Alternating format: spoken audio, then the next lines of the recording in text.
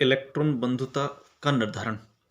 हम इलेक्ट्रॉन बंधुता के बारे में पढ़ रहे थे और इलेक्ट्रॉन बंधुता का निर्धारण बोर्न-हेवर चक्र की सहायता से कर सकते हैं।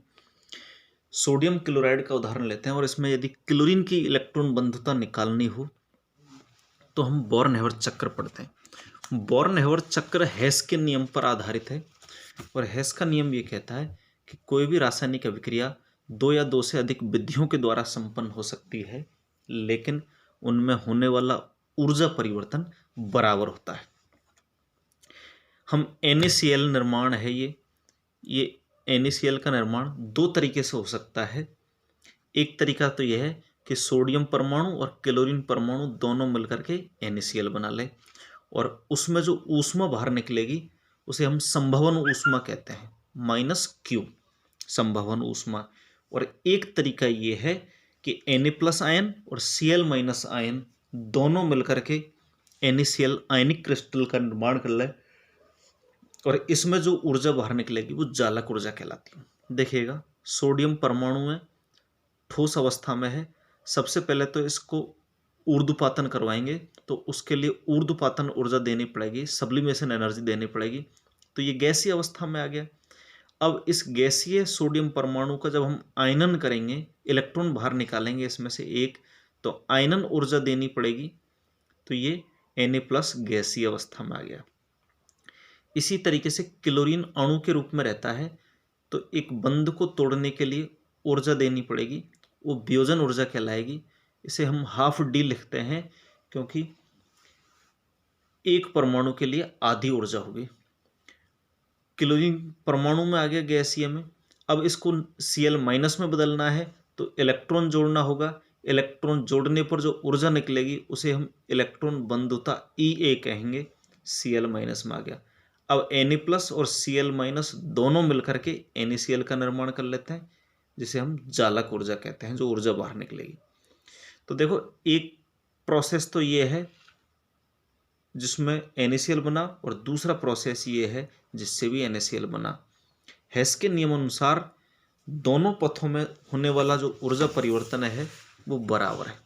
देखिएगा आप, -Q बराबर -E -U + S + I + 1/2D। ये Q संभवन ऊष्मा है, E इलेक्ट्रॉन बंधुता है, U जालक ऊर्जा है, S ऊर्ध्वपातन ऊर्जा, I आयनन ऊर्जा, D वियोजन ऊर्जा। अब E को इधर ले आएंगे, Q को इधर ले जाएंगे तो हम इससे E की वैल्यू ज्ञात कर सकते हैं, इलेक्ट्रॉन बंधुता का मान ज्ञात कर सकते हैं। तो इस तरीके से बोर्न-हेवर चक्र की सहायता से हम इलेक्ट्रॉन बंधुता के निर्धारण कर सकते हैं। नेक्स्ट है इलेक्ट्रॉन बंधुता की आवर्तता। इलेक्ट्रॉन बंधुता का मान आवर्त सारणी में किस प्रकार से परिवर्तित होता है उसे भी हम ज्ञात कर सकते हैं। देखिएगा, किसी परमाणु के नाभिक और आने वाले इलेक्ट्रॉन में जितना ज़्यादा अट्रैक्शन होगा वो इलेक्ट्रॉन उतनी ही तेजी से जुड़ेगा और उतनी ही ऊर्जा बाहर निकलेगी। एक आवर्त में बाएं से दाएं जाने पर सामान्यतः इलेक्ट्रॉन बंधुता का मान बढ़ता है, क्योंकि आवर्त में बाईं ओर से दाईं ओर जाने पर प्रभावी नाभिक के आवेश बढ़ता है और परमाणु के आकार में कमी आती है, जिससे आगंतुक इलेक्ट्रॉन व नाभिक के मध्य आकर्षण बढ़ता है और इलेक्ट्रॉन बंधुता का मान बढ़ जाता है। इसी प्रकार एक वर्ग में ऊपर से नीचे की ओर जाने पर कोष बढ़ते हैं, जिससे परमाणुओं के आकार में वृद्धि होगी। आकार बढ़ेगा तो नाभिक के आकर्षण कम होगा, जिससे नाभिक तथा आगंतुक जो इलेक्ट्रॉन है उसके मध्य में कम आकर्षण बल लगेगा और इलेक्ट्रॉन बंधुता का मान कम होता है। सामान्यतः द्वितीय आवर्त के तत्वों की इलेक्ट्रॉन बंधुता का मान तीसरे आवर्त के तत्वों की तुलना में अधिक होना चाहिए, लेकिन वास्तव में द्वितीय आवर्त के तत्वों की इलेक्ट्रॉन बंधुता का मान तृतीय आवर्त के तत्वों की इलेक्ट्रॉन बंधुता से कम होता है। उसका कारण यह है कि द्वितीय आवर्त के तत्वों का आकार छोटा होता है, जिससे उनमें आवेश घनत्व ज़्यादा होता है, इलेक्ट्रॉन घनत्व ज़्यादा होता है। अतः आने वाले इलेक्ट्रॉन और पहले से उपस्थित इलेक्ट्रॉन के मध्य में प्रतिकर्षण महसूस होता है, जिससे दूसरे आवर्त के तत्वों में इलेक्ट्रॉन के जुड़ने की प्रवृत्ति कम होती है, अतः इलेक्ट्रॉन बंधुता का मान कम हो जाएगा। यही कारण है कि फ्लोरीन की तुलना में क्लोरीन की जो इलेक्ट्रॉन बंधुता का मान है वो अधिक होता है। पूरी आवर्त सारणी में यदि हम देखें तो क्लोरीन की इलेक्ट्रॉन बंधुता सबसे ज़्यादा होती है।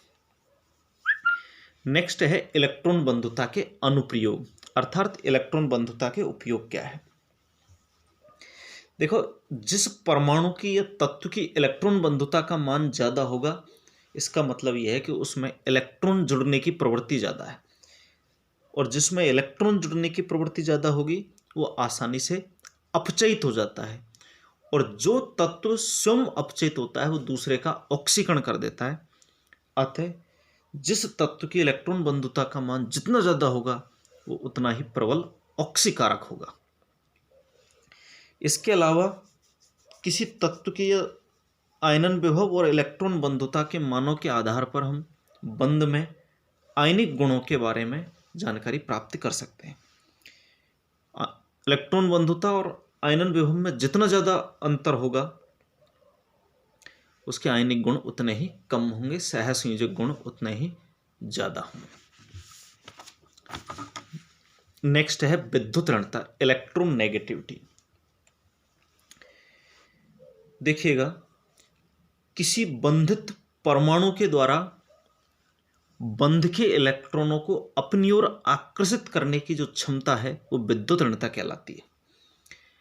बंधित परमाणुओं में से किसी परमाणु के द्वारा बंध के इलेक्ट्रॉनों को अपनी ओर खींचने की जो प्रवृत्ति है, अपनी ओर आकर्षित करने की प्रवृत्ति है, वो इलेक्ट्रॉन बंधुता कहलाती है। सर्वप्रथम पॉलिंग ने इसको समझाया और इसे काई से प्रदर्शित किया। ये जो चिन्ह है ये काई का है और ये इलेक्ट्रॉन बंधुता के लिए दिया जाता है। नेक्स्ट है इलेक्ट्रॉन बंधुता का निर्धारण, और नंबर 1 है पॉलिंग विधि। इलेक्ट्रॉन बंधुता निर्धारण की कई विधि है, लेकिन हम पॉलिंग विधि की बात करेंगे। सबसे पहले पॉलिंग ने बंध ऊर्जाओं के आधार पर विद्युत ऋणताओं का परिकलन किया, और पॉलिंग ने ए बी अणु पर विचार किया जिसमें ए और बी के बीच में एक बंध है। इस बंध में दोनों ही गुण उपस्थित है, आयनिक तथा सहसंयोजक। अणु किसी एक संरचना के द्वारा स्थायी नहीं होता, वो अनुनाद के द्वारा कई संरचना के रूप में स्थायित्व ग्रहण करता है। जैसे ए बी अणु है, ए बी अणु की 3 संरचनाएं होती है। ए बी शुद्ध सहसंयोजक है, ए प्लस बी माइनस और ए प्लस ए माइनस बी प्लस, ये दोनों आयनिक संरचना है। ए बी बंध की प्रेक्षित बंध ऊर्जा का मान ए बी बंध को 100% सहसंयोजक बंध मानकर परिकलित बंध ऊर्जा से अधिक होता है, और इन दोनों का जो अंतर है वो अनुनाद ऊर्जा कहलाता है। अनुनाद ऊर्जा का मान किसके बराबर होगा? ई प्रेक्षित माइनस ई परिकलित, अर्थात प्रेक्षित बंध ऊर्जा माइनस परिकलित ऊर्जा। प्रेक्षित बंध ऊर्जा वो है जो वास्तव में बंध की ऊर्जा है, और परिकलित बंध ऊर्जा ए बी बंध को 100% सहसंयोजक बंध मानकर ज्ञात की गई ऊर्जा है। चूंकि ए बी बंध 100% सहसंयोजक नहीं हो सकता, अतः पॉलिंग ने बताया कि ए बी बंध की परिकलित ऊर्जा A2 अणु में A' तथा B2 अणु में B' बंध ऊर्जाओं का सरल माध्य होती है। अर्थात इसकी जो परिकलित ऊर्जा ज्ञात करने के लिए हम A2 अणु और B2 अणु की जो बंध ऊर्जाओं का माध्य निकाल लेंगे, औसत निकाल लेंगे। पॉलिंग के अनुसार ए बी बंध की अनुनाद ऊर्जा सहसंयोजक बंध ए बी की आयनिक प्रकृति को दर्शाती है। अनुनाद ऊर्जा का मान बंधित परमाणुओं की विद्युत ऋणताओं के अंतर से भी संबंधित है। माना कि काई ए व काई बी ए बी परमाणुओं की विद्युत ऋणता है, जिसमें से काई ए की वैल्यू ज़्यादा है काई बी से। तो अनुनाद ऊर्जा का मान विद्युत ऋणताओं से इस तरीके से ज्ञात करेंगे, काई ए माइनस काई बी बराबर के रूट डेल। ये एक कांस्टेंट है, समानुपाती स्थिरांक है। यदि के की वैल्यू 0.208 रखेंगे तो डेल की वैल्यू किलो कैलोरी प्रति मोल में प्राप्त होगी, और के की वैल्यू 0.1017 रखेंगे तो डेल की वैल्यू किलो जूल प्रति मोल में प्राप्त होगी। माना कि हमने के की वैल्यू 0.208 रख दी। अब इस इक्वेशन को दोनों तरफ स्क्वायर करेंगे तो स्क्वायर आ गया, इसका रूट हट गया, इसको स्क्वायर करेंगे तो 0.43 आ जाएगा। इस 0.43 को इधर ले जाएंगे तो 1/043 आएगा, जिसको सॉल्व करेंगे तो डेल बराबर 23.06 काई ए माइनस काई बी स्क्वायर। डेल चूंकि हम जानते हैं डेल बराबर होता है ई प्रेक्षित माइनस ई परिकलित, तो डेल की वैल्यू रख देंगे तो ये इक्वेशन आ जाएगी। तो इस तरीके से यदि हमारे पास बंद ऊर्जाओं के मान ज्ञात हो तो हम विद्युत ऋणताओं के मान ज्ञात कर सकते हैं। Thank you.